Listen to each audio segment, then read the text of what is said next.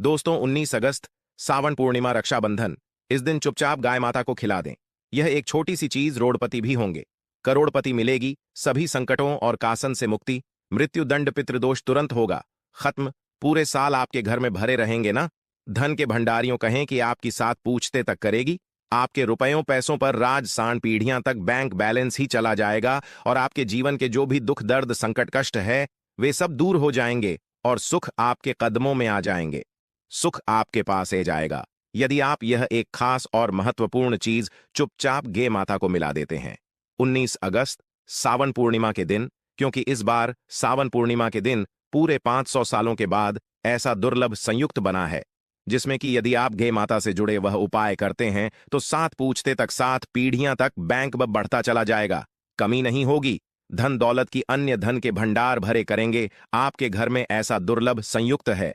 पूरे 500 वर्षों के बाद इस बार सावन पूर्णिमा के दिन तो दोस्तों कौन कौन से उपाय हैं गे माता से जुड़े, क्योंकि आपको सावन पूर्णिमा के दिन करने हैं।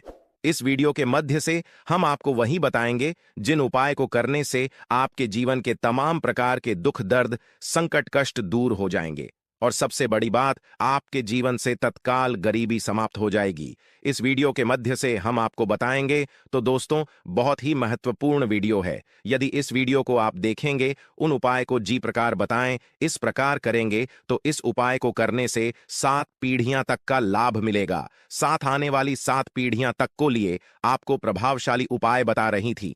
7 पीढ़ियां तक फायदा मिलेगा। इस उपाय को करने से बैंक बैलेंस कमी नहीं होगी, दुख दूर हो जाए, हाथों हाथ सुख हाथ के कदमों में ए जाएंगे। इतना शुभ संयुक्त बना है गे माता से जुड़े उपाय करने का।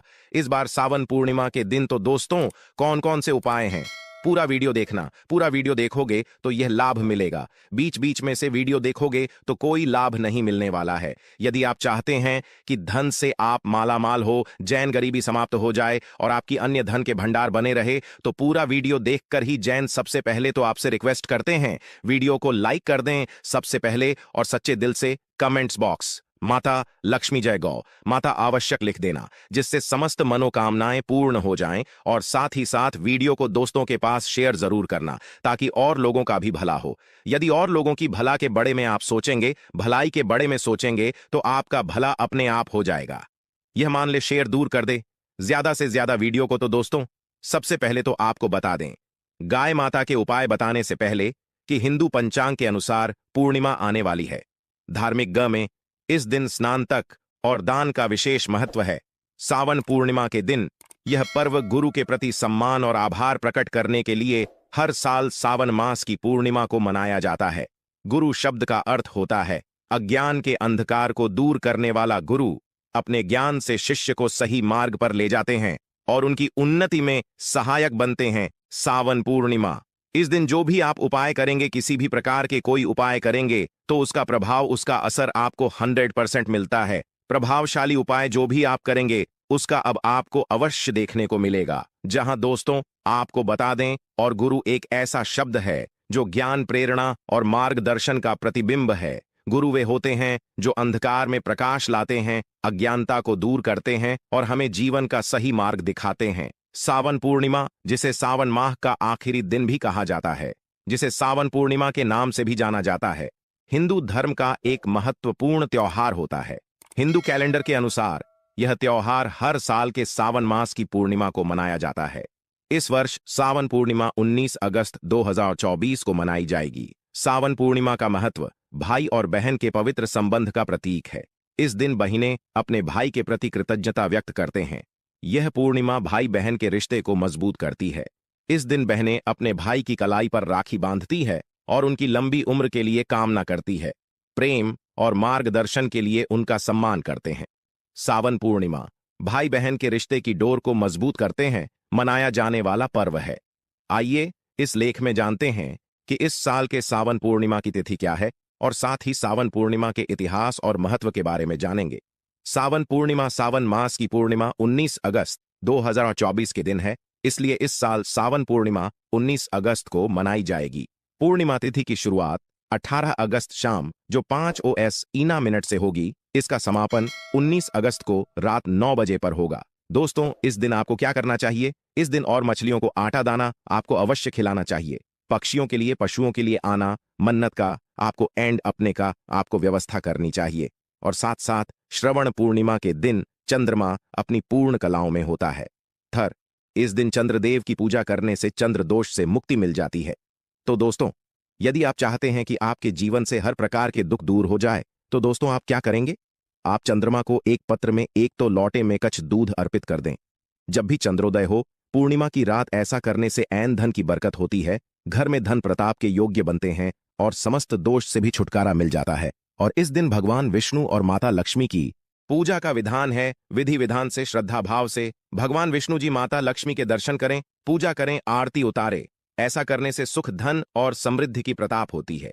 व्यक्ति जो कि गमा में भगवान शिवा की विशेष पूजा अर्चना की जाती है, तो इसलिए आप सावन पूर्णिमा के दिन भगवान भोलेनाथ का भी अभिषेक करना चाहिए। कुछ ना बने तो एक लोटा जल अवश्य अर्पित कर दें।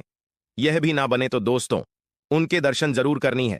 भगवान शिवा और मां पार्वती के समस्त कार्य आपके पूर्व ऐन हो जाएंगे। और दोस्तों, बात करें कि गे माता से जुड़े कौन कौन से उपाय आपको करनी चाहिए सावन पूर्णिमा के दिन, जिससे समस्त मनोकामनाएं पूर्ण हो, 7 पीढ़ियां तक धन दौलत बढ़नी चली जाएगी, आपकी 7 पूछते तक करेगी, आपके रुपयों पैसों पर राज्य, तत्काल गरीबी समाप्त हो जाएगी, सभी दुख होंगे दूर और सुख आपके कदमों में होंगे। तो दोस्तों, शुरू करते हैं गे माता से जुड़े कौन कौन से उपाय जो क्या सावन पूर्णिमा के दिन अवश्य करनी चाहिए। चलिए शुरू कर दे दोस्तों। सनातन परंपरा में गे माता, गंगा और गायत्री का बहुत ज्यादा धार्मिक महत्व है। मान्यता है कि 2 माता के शरीर पर 33 कोटि देवी देवताओं का वास होता है। गौ माता की सेवा एवं पूजा करने वाले जातक पर इन सभी देवी देवताओं की कृपा बरसाती हैं। वह सेवा से सिर्फ इस जन्म के बाल की पूर्व जन्म के भी दूर हो जाते हैं। प्रत्येक सुबह जब आपके घर में भजन बनना प्रारंभ हो, तो सबसे पहले बनाई गई रोटी को आप गौ माता के नाम से निकाल दें और भजन करने से पूर्व घूमता को इस रोटी को खिलाएं। यदि संभव हो तो काली गाय माता को खिलाएं। यदि काली गाय माता ना मिले तो सफेद गाय माता को भी आप मिला सकते हैं। यह पूजा और मांगलिक कार्य में गौ माता या उनसे जुड़ी चीज जैसे गाय माता का गोबर, गोमूत्र, ग माता का दूध, दवाग माता के दूध से बना घी अवश्य शामिल करें। इससे आपको उन्हें प्रभाव की प्रताप होगी। सनातन परंपरा के अनुसार जी घर में गाय माता होती हैं, उसे घर से जुड़े सभी वास्तु दोस्त स्वतः ही समाप्त हो जाते हैं। किसी भी पूजा में गे से प्राप्त पंचगव्य युद्ध पदार्थ का उपयोग अवश्य शामिल करें, क्योंकि पंचगव्य के बिना कोई भी पूजा पाठ और हवन सफल नहीं होता। जादू तो वह कृपा अपने के लिए प्रतिदिन, हफ्ता अथवा महीने में परिवार समेत एक बार गौशाला जाने का नियम जरूर बनाएं और वहां गायों को हरा चारा जरूर खिलाएं। इससे आपको शुभ फलों की प्रताप होगी और साथ ही साथ गौ सेवा और गौ पूजा से 9 ग्रह शांत हो जाते हैं और इसे जुड़े 200 का निदान हो जाता है। गर्मियों में गौ माता को पानी पिलाया और सर्दी में गौ माता को गुड़ अवश्य खिलाएं। ध्यान रखें कि गर्मियों में गगा माता को गुड़ न खिलाएं। अनेक देवी देवताओं को अपने शरीर पर धारण करने वाली गौ माता से जुड़े कई शुभ और अशुभ संकेत भी होते हैं। मसलन गे माता का दूध धोते समय यदि गे माता ठोकर मार दे और सर दूध बिखर जाए तो अपशगुन होता है। यदि कोई यात्रा पर निकाल रहा हो और गौ माता अपने बछड़े को दूध पिलाता सामने ये जाए तो निश्चित रूप से जीत यात्रा के लिए आप निकले हैं। यात्रा आपके लिए अवश्य सफल होगी और वह कम जिसके लिए आप निकले हैं मैं अवश्य ही पूर्ण होगा। यात्रा पर जाते समय बाई और गौ माता की आवाज आना और रात्रि में गौ माता की बीमा करना भी शुभ होता है दोस्तों। साथ ही साथ गौ माता के साथ आप भूलकर भी यह काम ना करें, अन्यथा मिलता है घर नरक और जीवन भर की परे निशानियां। दोस्तों, गौ माता को राष्ट्रीय पशु बनाए जान और इन्हें मौलिक अधिकार दिए जान की बात हो रही है तो सवाल उठाता है कि गौ माता जब भारतीय संस्कृति का हम हिस्सा है, तब भी गौ माता के साथ लोग खराब व्यवहार कैसे कर लेते हैं। गौ माता दर दर भटकती रहती है, भरपेट इन्हीं चारों तक लोग नहीं देते। गौ माता जब तक दूध देती रहती है तो उनकी सेवा होती है और जैसे ही दूध देना बैंड कर देती हैं तो लोग इन्हें उनकी किस्मत पर छोड़ देते हैं, सड़कों पर और गलियों में भड़काने के लिए। ऐसे में गोवंश जीवन को कोई डंडे से मारता है तो कोई उन पर पानी डाल देता है। कभी वाहनों से इन्हें ठोकर लग जाती है तो कभी बीमा होकर बेचारी एक गौ माता दम तोड़ देती है। ऐसे में जरूर है इन बातों को जानकारी। गौ माता को लेकर शास्त्रों में क्या कहा गया है, गौ माता के साथ आपको कैसा व्यवहार करना चाहिए। या दोस्तों, गौ माता को कभी भी मारना पीटना नहीं चाहिए। शास्त्रों में गौ माता को माता का दर्ज दिया गया है। गौ माता को कटने पीटने वाला, माता को काटने पीटने वाले के समाज पाप का भाग माना जाता है। ऐसे घरों को नरक लोक में वर्षों तक कष्ट भोगना पड़ता है। अगले जन्म पशु यानी मैं मिलता है। कथा है कि गौतम मुनि ने गलती से गौ माता को डंडा मार दिया था, जिससे गौ माता की मृत्यु हो गई थी और इस पाप से मुक्ति के लिए इन्हें वर्षों तक तपस्या करनी पड़ी। भगवान श्री कृष्ण जी ने बेल स्वरूप में आए व्रत असुर का वध कर दिया था, जिससे मुक्ति के लिए भगवान श्री कृष्ण को संपूर्ण तीर्थ को एक कुंड में बुलाना पड़ा और इस कुंड में स्नान से वह पाप मुक्त हो गई थी। या दोस्तों, साथ ही साथ जो लोग पानी पी रही गौ माता को भागते हैं, वे घर पापी के भाग्य बनकर नरक भगते हैं, ऐसा पुराण में बताया गया है। जबकि 2 लोग के माता के लिए प्याऊ और 4 बनवेट हैं, वह मां भाग्यवान होते हैं। ऐसे लोग घर पाप से मुक्त होकर स्वर्ग का जाते हैं और बड़े ही धनवान कल में जन्म लेकर सुख भगते हैं। और साथ ही साथ आराम कर रही गौ माता को कष्ट देकर कभी भी उठाना नहीं चाहिए। कहते हैं कि जिस स्थान पर गौ माता बैठी है, वहां से नकारात्मक ऊर्जा समाप्त हो जाती है।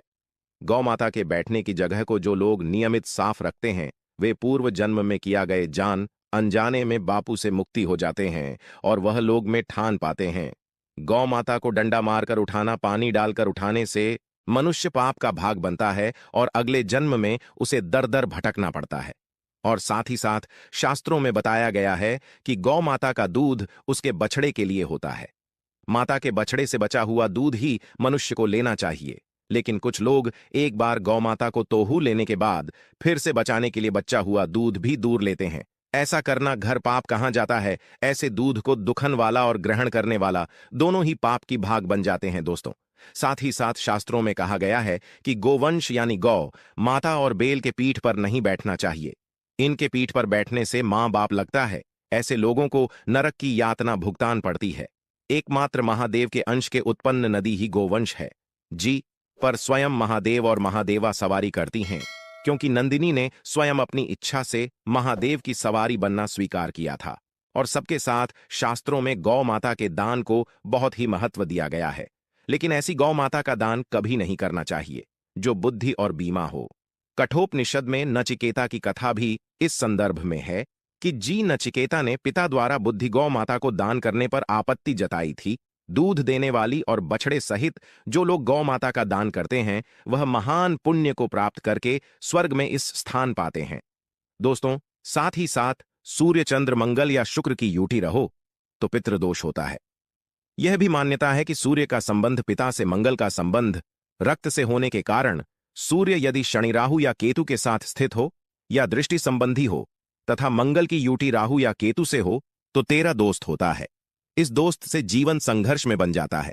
यदि पितृदोष हो तो गौ माता को प्रतिदिन या किसी भी एकादशी को या किसी पूर्णिमा के दिन या अमावस्या को रोटी, घोड़चार आदि खिलौने से पितृदोष से समाप्त हो जाता है। साथ ही साथ देसी के माता की पीठ पर जो खुद होता है वह बृहस्पति गुरु हैं।